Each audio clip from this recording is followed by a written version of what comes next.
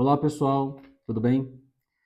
Desejo que vocês estejam bem, que estejam aí, né? Agora são 18 horas do dia 31 de dezembro de 2025. Dependendo da hora que você ouvir, já virou o ano, mas em todo caso, enquanto eu gravo esse vídeo, faltam menos de 6 horas para esse novo ano chegar.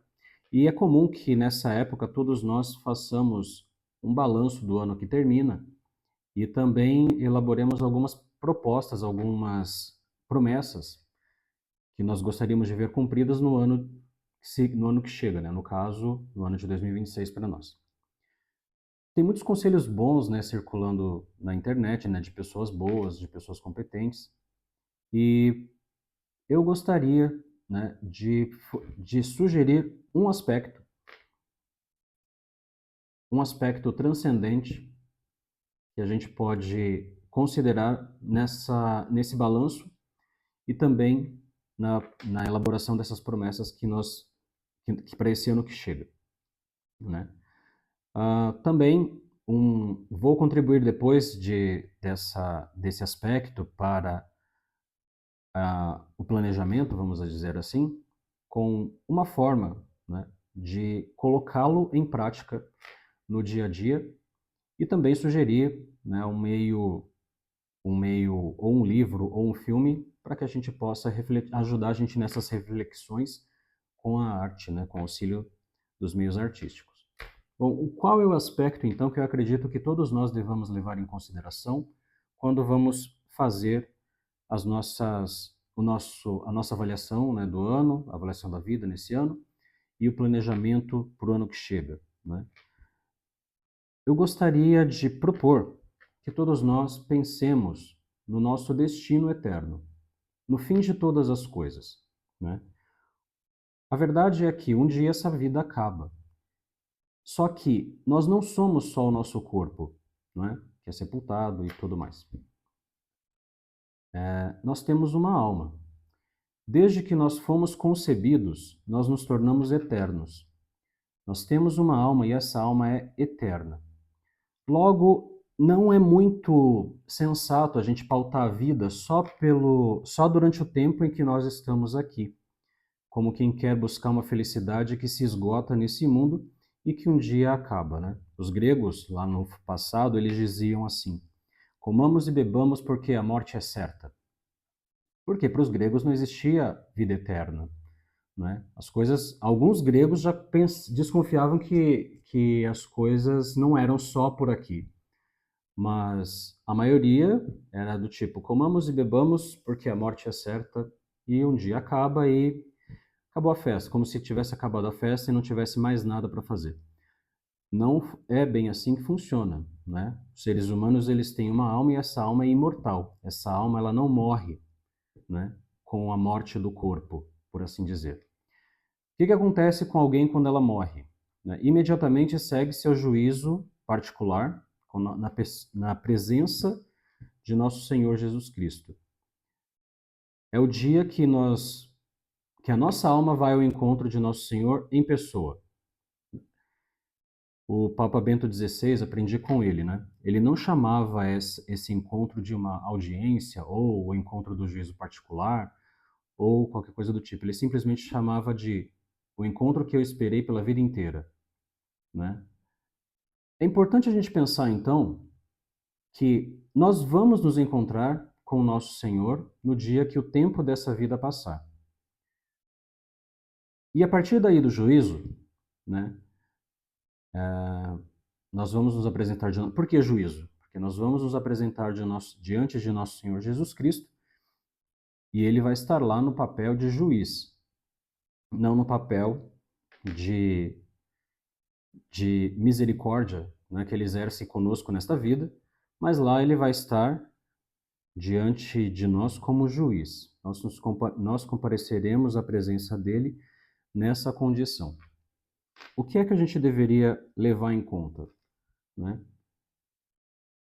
Nesse dia, nesse momento, o que vai acontecer ali é a ratificação das escolhas que nós fizemos em vida. Se nós fizemos uma escolha em vida, pelo bom Deus, né, por amá-lo e por fazer todas as coisas por amor a Ele, o nosso destino eterno é o céu. Se por acaso foi o contrário, nós rejeitamos as propostas de Deus, nós zombamos daquilo que ele tem deixado para nós, o destino eterno é o destino dos zombadores. Mas veja que não é Deus que está mandando a gente para o inferno ou qualquer coisa do tipo assim, né? A escolha, né? O destino eterno de cada um de nós, ele é determinado pela forma como nós vivemos esta vida, né? Esta vida. Então a pessoa que pode ser que por acaso você ou eu, né? Nós tenhamos optado por viver com Deus, seguir os seus caminhos, amá-lo, amar por causa dele, e procuramos levar a vida de um jeito que as nossas escolhas condissessem com a nossa fé, né? Que elas fossem coerentes com a fé que nós professamos, né, em nosso Senhor. Mas óbvio que a gente não foi perfeito, que a gente deixou de fazer algo que deveria, que nós não amamos o suficiente, não amamos como deveríamos, né? Esse é o ponto.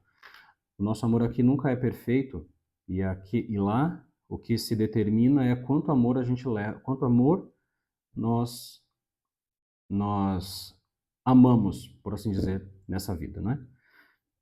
Nesse caso, a pessoa que é destinada ao céu, ela passa ali no purgatório, vai ficar lá um tempo, né? A alma vai ficar lá um tempo para poder aprender a amar, para poder compensar aquilo que não amou aqui. No purgatório só se tem uma porta de saída, e essa porta é para o céu. Terminou o tempo de purgatório, a pessoa vai para o céu, né? Então, o que a gente deve pensar, né? O que é trazendo isso para o nosso contexto, né, de final de ano, de balanço, de planejamento e tudo mais, seria sempre bom que nós fizéssemos o exercício que que era muito comum no início da igreja, lá com os primeiros cristãos, né?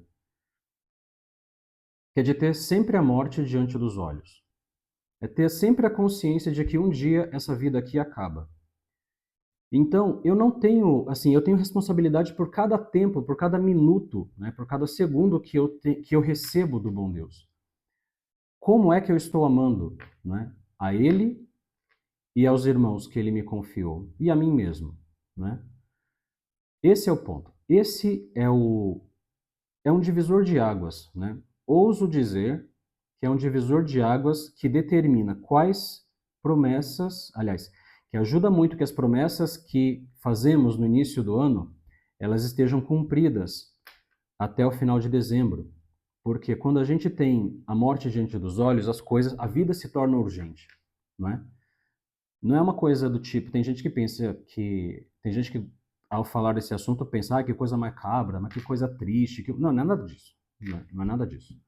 O ponto é, nós precisamos dar valor à nossa vida.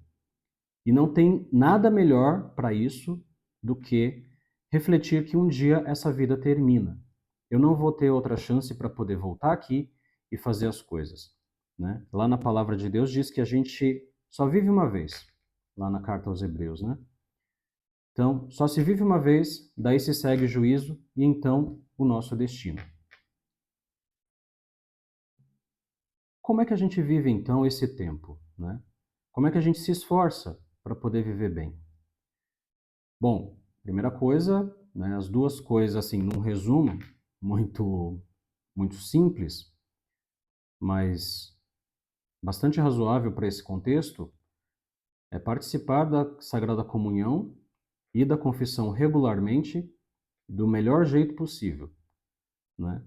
Porque quando eu faço isso e procuro levar uma vida de oração pessoal, né, na presença de Deus, lembrando de Deus sempre, não só na hora que eu preciso, mas também para agradecer as alegrias que Ele me concede, para poder oferecer a Ele o sofrimento e a contrariedade do dia, para oferecer para Ele o calor que está fazendo esses dias. Aproveita, gente. Aqui ainda é pouco diante do que acontece no purgatório e não queira saber como é no inferno. Né? Qualquer dia a gente faz um conteúdo a respeito desses temas, né? São bem pertinentes, bastante necessários nesse tempo em que acham que refletir sobre essas coisas é lenda, é bobagem ou não precisa. Não é assim que funciona, né? Então, quando eu tenho o destino eterno, eu tenho uma alma que é eterna. Essa alma, ela tem um destino. Eu sou chamado ao céu, porque é de lá que eu vim e é para lá que eu vou. Todos nós deveríamos pensar assim, porque viemos de Deus e para Deus nós temos o caminho pavimentado para poder voltar, porque nosso Senhor conquistou isso para nós pela cruz e pela sua ressurreição e ascensão aos céus. Mas quando nós não decidimos trilhar esse caminho, né, o caminho das escolhas que preferem a Deus aquelas escolhas que negam a Ele, a coisa desanda, né? Eu continuo tendo uma alma que é chamada eternidade, que Deus espera que volte para Ele, mas Ele sempre, por amor, vai respeitar a sua vontade, vai respeitar a minha vontade, se nós quisermos dizer para Ele não, né? Isso é ruim, é triste, né? Mas, enquanto nós estamos vivendo este tempo, sempre é tempo de colocar a casa em ordem. Eu acredito que a melhor coisa que nós podemos fazer nesse ano, nessa época, né? Pensando para esse ano que está chegando e para os próximos, é manter a alma em ordem, né? Manter a alma em ordem, manter a alma limpa, né? Pelos sacramentos, manter a alma alimentada pela Eucaristia, pela vida de oração, pela meditação da liturgia diária, né? Isso, isso é o que tem um psicólogo que eu gosto muito de acompanhar, o Dr. Saulo Barbosa. Ele tem um termo que ficou gravado na minha cabeça que é a ilha de estabilidade, né? É aquele instante ou aquela coisa em que, se você tem aquilo no dia, você sustenta todo o resto. Ter contato com Deus, buscar amá-lo, buscar segui-lo, servi-lo durante essa vida é a ilha de estabilidade que a gente precisa para poder enfrentar todas as tempestades que inevitavelmente aparecem, né? Todo o sofrimento que sempre vai bater a porta. Isso não adianta falar do contrário, né? Isso não é ruim, porque sempre temos muito a aprender e essas ocasiões elas nos ensinam bastante. Então, manter a alma em ordem, ter consciência do destino eterno, por causa do meu querer ir para o céu, condizer com a minha vida e orientar as minhas escolhas nessa direção, né? Não por medo, embora se começar por medo do inferno, né? De ir para o inferno. Não é ruim, mas não pode parar nisso, né? São Bento ele ensina que quando, lá na regra de São Bento, ele escrevendo para os monges, ele diz assim: não tem problema se você começar a buscar a Deus, a entrar no mosteiro, a buscar fazer as coisas por medo do inferno. Ou seja, ele está entendendo que o monge ele está entendendo que a alma dele tem um destino. E ele não quer ir para o inferno de jeito nenhum. É uma boa, é uma coisa sensata, né? Uma decisão sensata.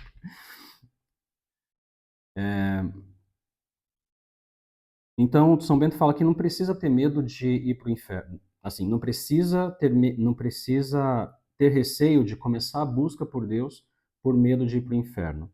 É mais ou menos assim, a pessoa está correndo olhando para trás porque está com medo, né?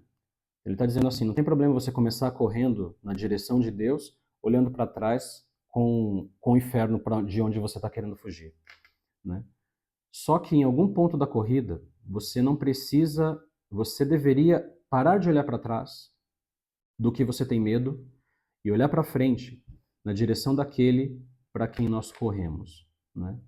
E daí, desse ponto em diante, não mais correr porque está com medo de algo que ficou para trás, mas correr por amor àquele que nós estamos enxergando, nosso Senhor Jesus Cristo, e correr cada vez mais rápido, com mais empenho, com mais intensidade, com mais determinação, né, para querer alcançá-lo logo. Então, percebe?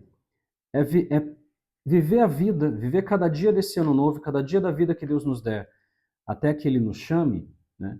Não mais por medo, mas sim por amor, né? Todos nós, quando nos apaixonamos, queremos estar logo com a pessoa e a gente corre demais, né? Corre, mas corre sem se cansar e corre, e ainda que canse, é um cansaço que vale a pena. É disso que São Bento fala. Esse é o exercício que eu gostaria de propor a todos nós, refletir sobre o nosso destino eterno e colocar a alma em ordem. Bom, por colocar a alma em ordem, vamos para a segunda parte dessa mensagem, né? O conselho prático que eu gostaria de dar para poder aplicar essa questão, né? Aplicar esse conselho de ter a morte, aliás, o destino eterno, né? Não só a morte, mas o nosso destino eterno diante dos olhos. Já que falei de colocar a alma em ordem, o conselho diz respeito justamente à ordem, né? O que a gente pode fazer para poder colocar a vida em ordem nesse dia? E parece exagero, né? Colocar a vida em ordem. É evidente que não dá para poder fazer tudo assim, talvez. Não dá para dar um conselho que resolva a vida inteira.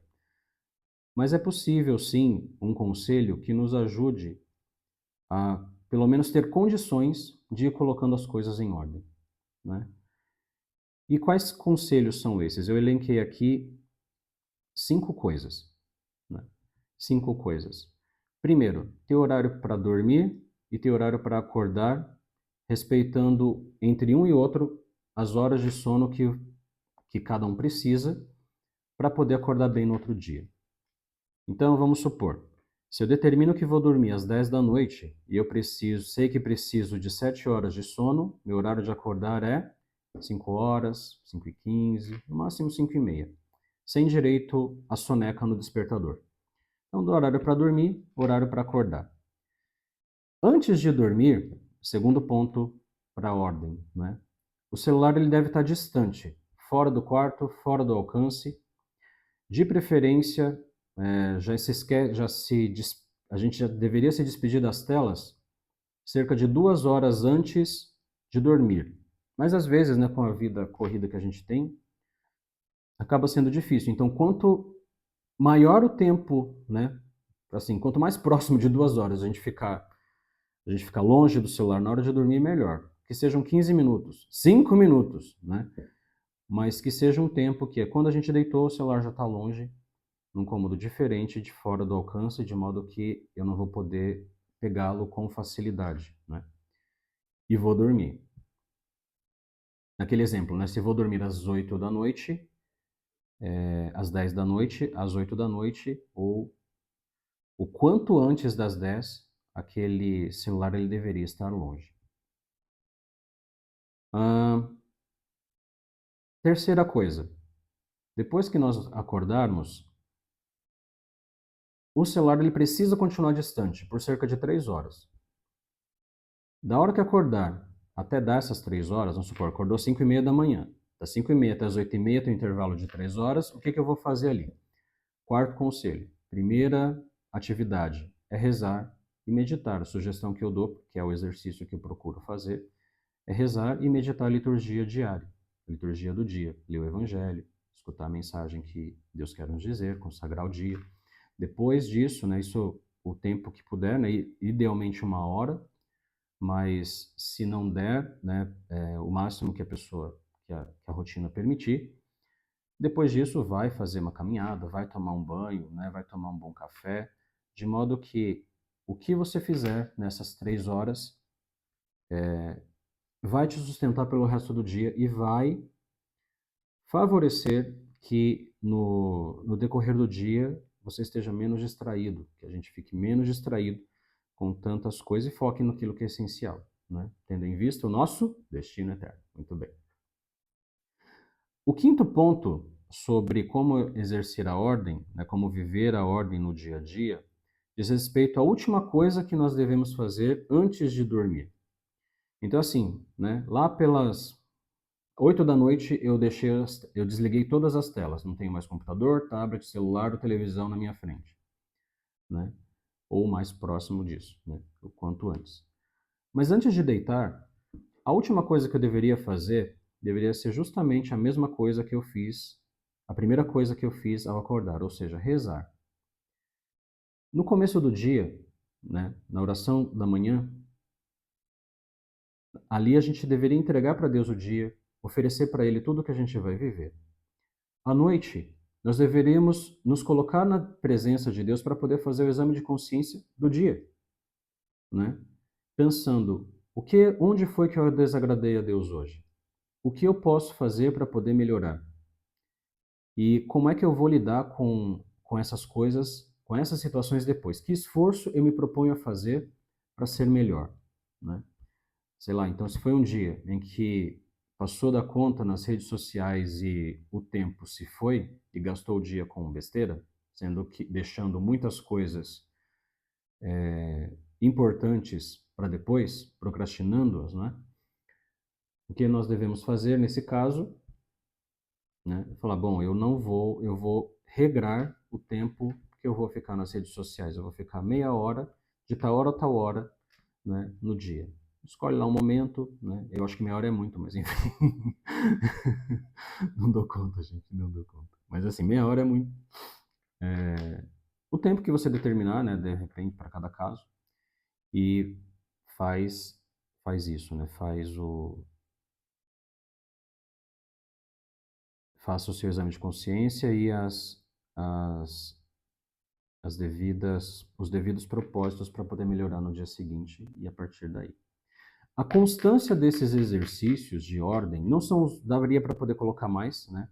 Pretendo fazer algo, algo específico a respeito do tema da ordem, mas vai levar um tempo. Mas por hoje, esses tópicos eles podem nos ajudar muito. Como disse, não resolver todos os problemas, mas nos dar condições de resolver aquelas coisas que aparecem, né? Então, a segunda parte desse vídeo, a gente está falando sobre como colocar a alma em ordem e, dentro desse espaço, né, 5 temas. Dormir e acordar todos os dias, inclusive domingos e feriados, no mesmo horário. Celular distante, pelo menos, idealmente 2 horas antes de dormir, né, celular e qualquer outro tipo de tela, né. Celular distante, depois que eu acordo, 3 horas, só vou pegar nele depois de 3 horas que eu acordar, né. A primeira atividade do dia, rezar, né? A sugestão é meditar o Evangelho de acordo com a liturgia diária e oferecer a Deus esse dia, pedindo auxílio dele e entregando todas as situações que vamos enfrentar, quer elas sejam boas ou não, né? E à noite, a última coisa antes de dormir, rezar e fazer o exame particular de consciência, pedindo perdão pelos erros que cometemos, oferecendo a ele a gratidão pelas coisas boas que fizemos, né? E colocando tudo nas mãos dele, os propósitos que a gente faz para poder melhorar. Então, na terceira parte desse vídeo, né, o que eu gostaria de propor? Alguns recursos artísticos que podem nos ajudar a prestar atenção nesse tema, né? Assim, como é que a gente como é que a gente reflete sobre o nosso destino eterno, né? Como a gente coloca ele em prática e de que modo isso faz sentido para nós. Eu quero recomendar, então, 2 filmes e 3 livros, né? Os 2 filmes, eles também têm os livros, então se a pessoa quiser, em vez de assistir o filme, ler o livro, tá ótimo, né? Então, vai ajudá-lo. Primeiro é o Hobbit, de Tolkien. O Hobbit, ele tem uma história muito grande, muito grande, muito bonita, né? Porque trata dessa questão do nosso chamado, o nosso chamado a responder para a vida da melhor forma possível, né? Ou seja, não ficar esperando não ficar deixando a vida seguir, mas decidir ativamente, conscientemente o que fazer com cada instante que nos é dado, né? Vale a pena. Vale a pena assistir o filme, a trilogia do Peter Jackson, ou o...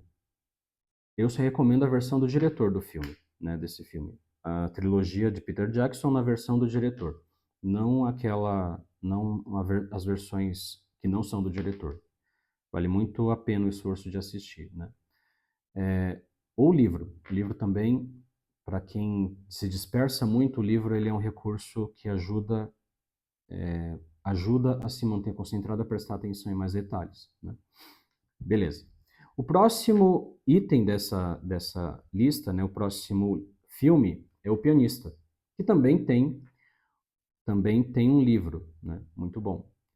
Ele fala de um pianista da Polônia que atravessou a Segunda Guerra Mundial, né, e depois de perder toda a família dele, ele sobreviveu, mas conta ali justamente essa questão de o que fazer com a vida, né, no tempo que nos é dado, como a gente lida com as coisas, né? Vale muito a pena assisti-lo, né? O exercício que eu fiz em relação a esse filme foi ver o filme, depois eu achei o livro, né? Então eu li o livro em seguida. Quem tiver interesse, vai atrás, é muito bom. O terceiro é só um livro, não tem filme.